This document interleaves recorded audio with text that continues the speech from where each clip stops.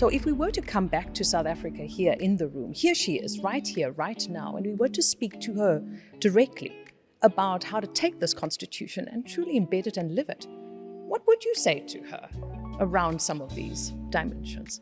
I would say to South Africa, each of us are leaders in our own space. You don't need a big title to lead. Leaders make decisions.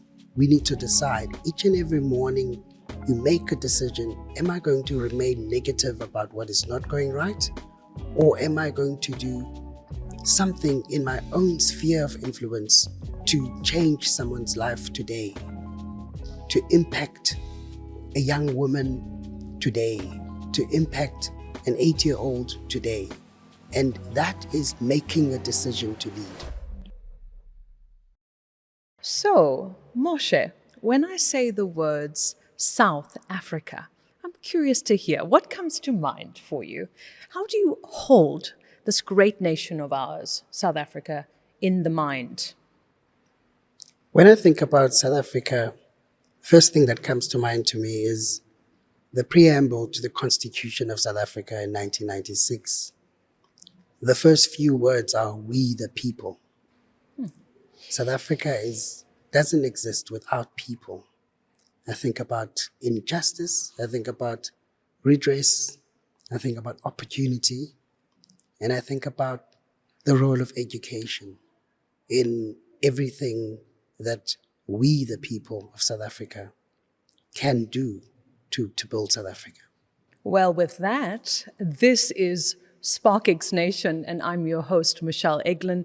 Today, Moshe Apleni joins us in conversation about the people, about the collective, about this great nation, South Africa. Moshe, welcome to the show. I'm so grateful to have your lens, your love, and your vantage point on this country shared. Who she is, who she might yet become, and we, the people. Welcome, and thank you for joining us.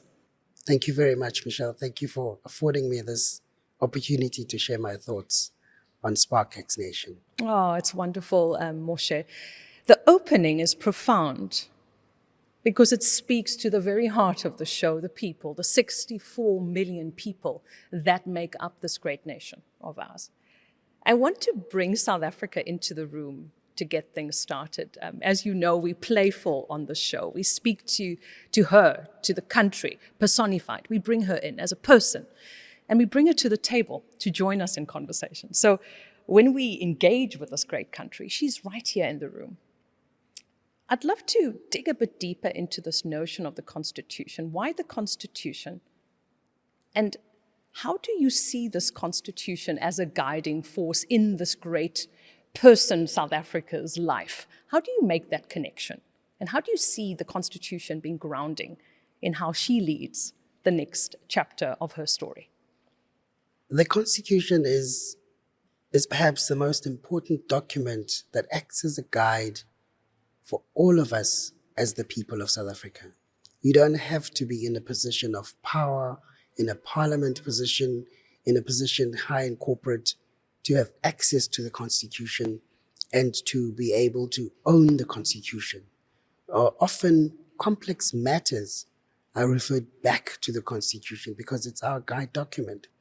But also, we need to be cognizant of the fact that a lot of people worked on that Constitution, compromised, and left things out and put things in. The words in the Constitution were carefully crafted so that it is about all of us. It is about, and it's inclusive of all of us. We talk a lot about inclusivity and belonging and diversity in South Africa. The Constitution holds that. It guides corporates on how their visions and missions are set up and what is it that they do for their own people. What is it they do for communities? And I'm very fortunate to be able to wake up every day and do a job that plays a part in how we live up to that Constitution. This Constitution is a set of guidelines. How do you feel South Africa in the room? Here she is, right here, right now, the leader, South Africa. How do you feel she is connecting with the Constitution? Do you feel she's living out that Constitution in her day-to-day? I feel South Africa is full of hope. It's often said in corporate boardrooms, hope is not a strategy. But my belief, hope is a strategy. Leaders deal in hope. That's what we need to provide. All of us every day as leaders, if anything, we must provide that sense of hope. Our people look to us when things go wrong. So South Africa provides hope. South Africa, yes, is in pain and it has been in pain. You know, I spoke about intent.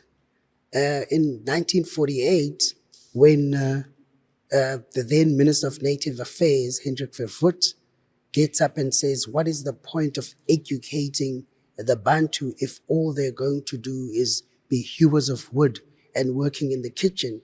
That was an intent in the then government to suppress people via education. Because the then government understood that if you empower people through education, they will know everything.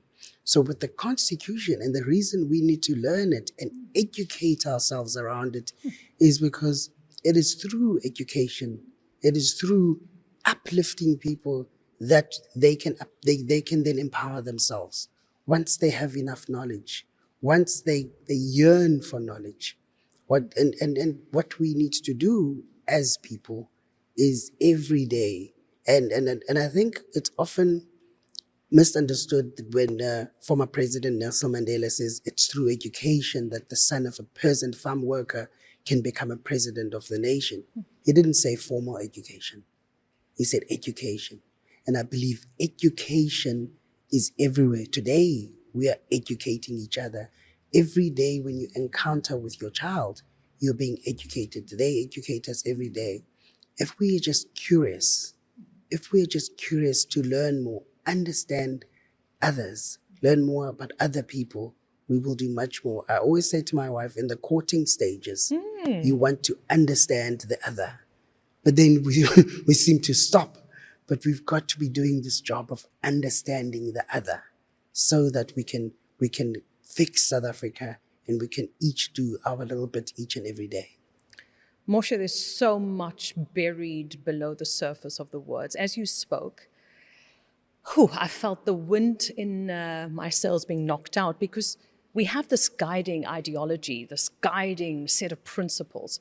But the question is, are we living them out truly? Are we embracing that constitution? And what's it going to take as a society for us to do so? What is it going to take for South Africa in the room to truly own that constitution, embed it as a leader and live it? This is perhaps where the disconnect lies for this person in the room, South Africa. We're speaking to this leader. And the question is, how do we take then, a set of ideas, principles, values, ways of being, ways of relating, ways of structuring, ways of organizing, which is the Constitution, ways of relating to the other. How do we take all of that is fairly clear and well set out and structured? How do we take that truly as a leader? How do we take that and how do we live it? How do we embed it and how do we practice it? So if we were to come back to South Africa here in the room, here she is, right here, right now, and we were to speak to her directly about how to take this constitution and truly embed it and live it, what would you say to her around some of these dimensions? I would say to South Africa, each of us are leaders in our own space. You don't need a big title to lead. Leaders make decisions. We need to decide each and every morning you make a decision. Am I going to remain negative about what is not going right?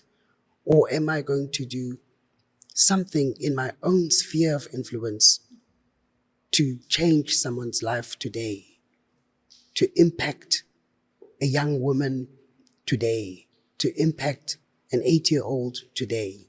And that is making a decision to lead.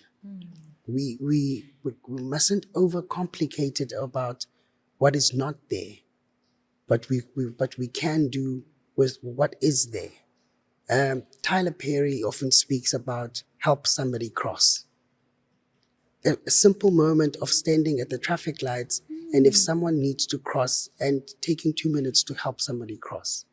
So we can help somebody cross in our spheres of influence. If I, in my role, in a leadership position at where I work, I can help somebody cross. Right. Help somebody cross is critical, because then you make a decision to lead. And you make a decision that you're not going to focus on what is not there, but you're going to do with what you have. And often the universe responds positively in that way. I like what you're saying about the technical dimensions of the Constitution and then finding ways to practically live them out. Because ultimately, I think as a collective, I think we agree with the Constitution. We hold it, as a collective. It is a guiding light for the country. South Africa, though, as a leader, if we look at her, she mirrors us and we mirror her.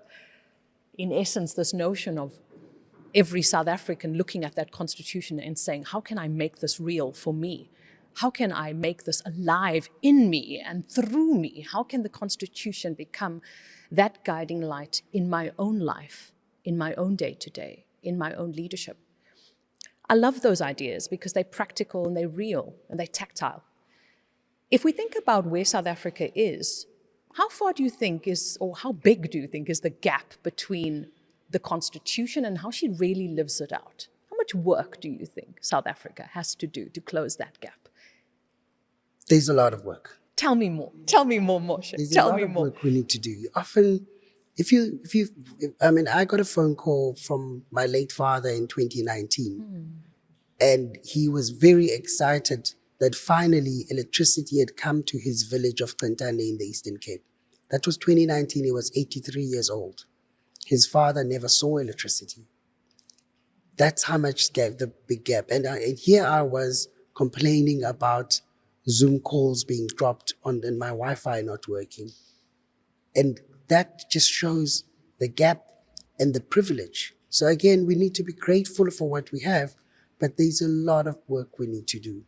In the Eastern Cape, young girls who miss almost 60 days of school because they don't have access to sanitary pads to go to do, because it's a dignity thing for them if they're then having their parents. So what can we do each in our positions of privilege to ensure more girls can go to school and have dignity? What can we do with that? What can we do to ensure that when we have two bathrooms in our houses, there are people who have to find a little bush around in the Eastern Cape today to go and relieve themselves? Is it and that's where the gap is. And does it start there? So maybe should we then opportunity cost? What can we not be doing rather and do that and do that? But it's not a challenge to the powers that be. I bring it back to each of us, we the people. What is it that you can do for someone who instead of seeing a negative with the person who comes and opens your bin on a Wednesday because they're looking for things that they could be there. Maybe pack them nicely and put them out there so that next week, and maybe talk to them and ask them if they want a cup of coffee. And that changes the world. There was a preacher in my church who used to say, when you ensure someone says thank you each day, you have made the world a better place. So find opportunities for people to say thank you. Everything you've said, there's moments where I felt a level of shame as a South African when I think about the inequalities that persist and how that Constitution tries to rewrite past wrongs or tries to level the playing field. And the gap, as you say, is large. It's larger than we think, and it's extremely anxiety-inducing for South Africa. And I'll bring her back into the conversation. For her to take on this multi-layered system that's full of complexity. And so if we really do confront that anxiety that we feel around the gap, how much work there is to do, and we think about all of us holding this shared hot potato or this shared system that we've inherited. Much of the complexity is also inherited, right? It's come along the way over centuries. We're holding this system, and we are all accountable for it. And you think about all of us as, for example, instruments in a choir or in an orchestra, 64 million instruments, right? And we have to find a way to notice, is our music on key individually? Is our music on key collectively? Are we really truly living this constitution? There's a lot of work to do individually, but at the same time, I want to just pay attention and just bring that compassion to the realities that gap is not just a gap that emerged overnight. South Africa is tussling with intergenerational and transgenerational complexity, traumas, and inherited traumas, a lot of which is unprocessed. Inequalities that are not inequalities from yesterday. These are inequalities that have been traveling generation to generation. And so here we are holding this reality. And we're trying very hard to tussle with it, confront it, and ask ourselves that very brave, bold question. We're holding this hot potato. It is our hot potato. It is our inherited reality. This is our system, right? So what is the role then of me? How do I make that constitution live in me? How do I bring it to life? How do I play the music of the constitution every day? How do I interpret that constitution, and how do I live it? I mean, this is in itself leadership development. This is in itself a capacity building of a very different kind. This is an inner architecture that each of us has to develop from the inside out. And this work is nations' work, as you say. It's nations' work, because that gap is not just a gap that belongs to politicians or to certain political parties or to that race group or that, part of society. This gap belongs to us. It is our gap to close. It is ours. And this is really, the threshold at which we're standing as South Africans. It's a painful mirror, but it is our gap. And the Constitution, perhaps, is our guiding light. And so it might make this journey of reckoning, of holding up that mirror and saying, whoa, how do I live this Constitution every day as a South African? How do I bring it to life? And how do my actions directly spill over and influence, the gap, firstly, and also a thriving South Africa? I want to go back to South Africa in the room. As the leader who holds this constitution in her mind, right, who's trying to live this constitution every day, she is trying very hard to close that gap. What capacities do you think South Africa, here in the room with us, what do you think she needs to develop to bring this constitution to life? What kind of values, what kind of characteristics, what kind of ways of being, what kinds of behaviors, ways of relating, ways of leading? What does this dear person, South Africa, need to develop within herself to make that constitution live and breathe in this great country of ours? I wonder if we could dance with that one together, Moshe. One of the greatest gifts we have as South Africa, we the people of South Africa, is we are unique in the way is that we are resilient. We bounce back. We get through things. Right. We have this thing called Ubuntu. I am because you are. But perhaps we could further articulate that by lifting as we rise. It doesn't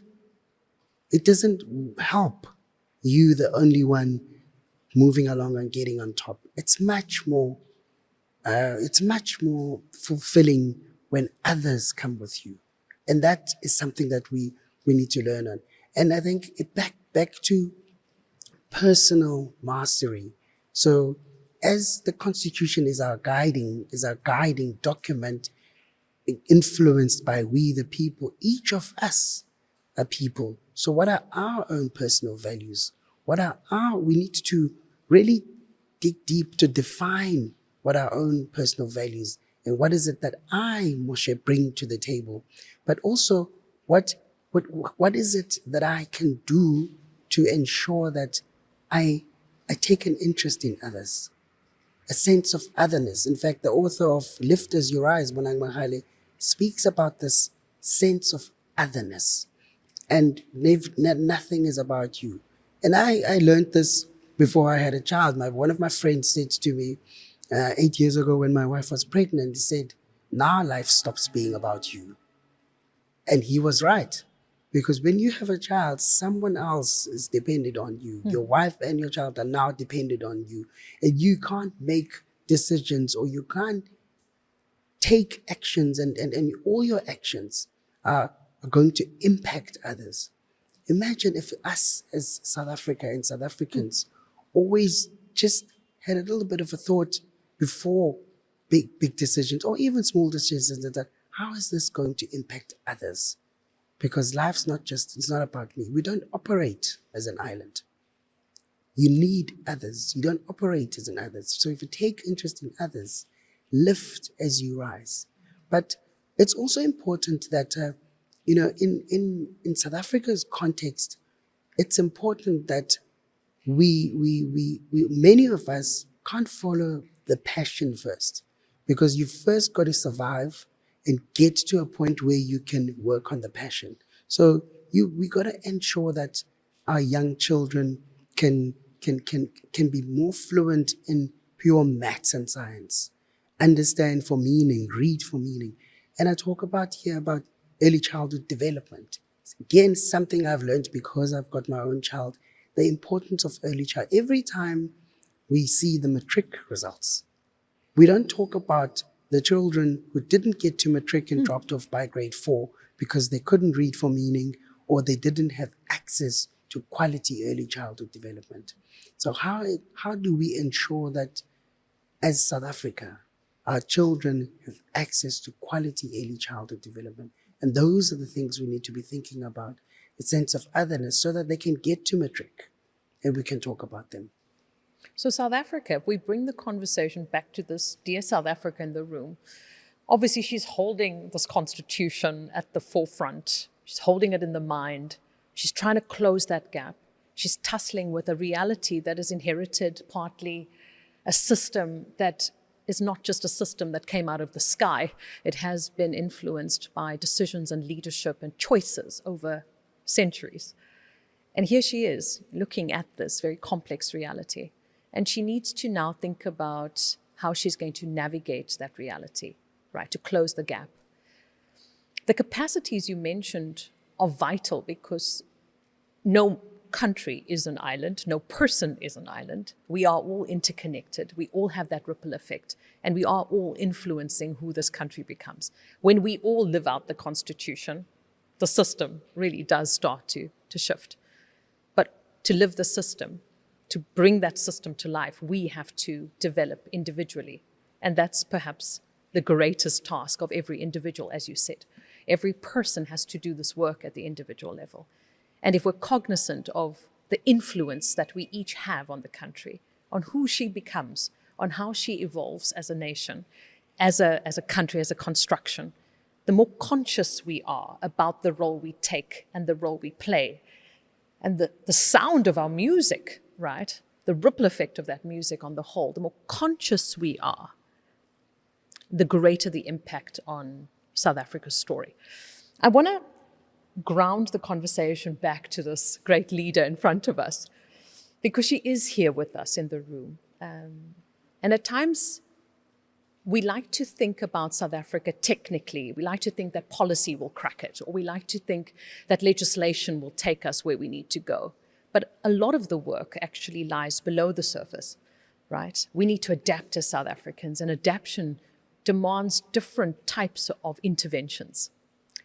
So if we think about this dear country of ours, South Africa, whom we all love greatly, we want to see her thrive beyond being resilient alone. How do you see South Africa moving from where she is now to where you would like her to go? I wonder if we could think about this person's trajectory, South Africa, from where she is to where you'd like to see her go, how you would like to see her thrive. I wonder if you could share some words with this great leader of ours, South Africa, who's with us in the room right here, right now, how would you like to see her flow on and evolve from this place and thrive into the future? I'd like to say to South Africa, seek conversations that matter. There's a lot of noise. We unfortunately live in the advent of social media and mobile smartphones where a lot is shared. Sometimes you haven't even asked for it. It's shared with you and it's all negative. There's power in drowning the noise and looking and finding conversations that matter. The SparkXNation conversation is a conversation that matters. It starts with conversation. It starts with what are we making as the important conversations. Because I think people my age and younger, we tend to get drawn to the negativity. What is not happening?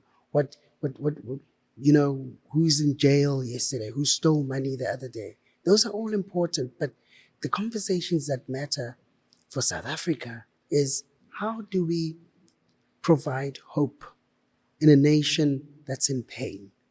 How do we adequately ensure redress? How do we, Father Michael Lapsey says that everyone has a story, they just need a vessel, someone to listen to. How do we create a space for each of us to share stories? Because you can never know about that young girl in the Eastern Cape if they don't get an opportunity to tell their stories.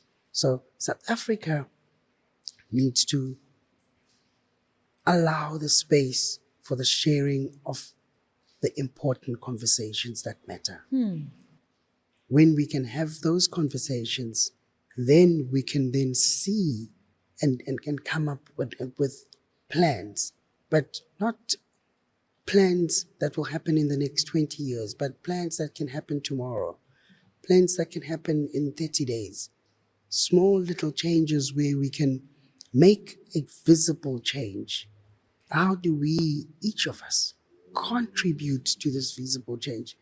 I sincerely believe the authors or the contributors of the Constitution, of some of the legislation in South Africa, were very thoughtful in the choice of words there. Meaningful participation is something I read quite a lot in the Constitution.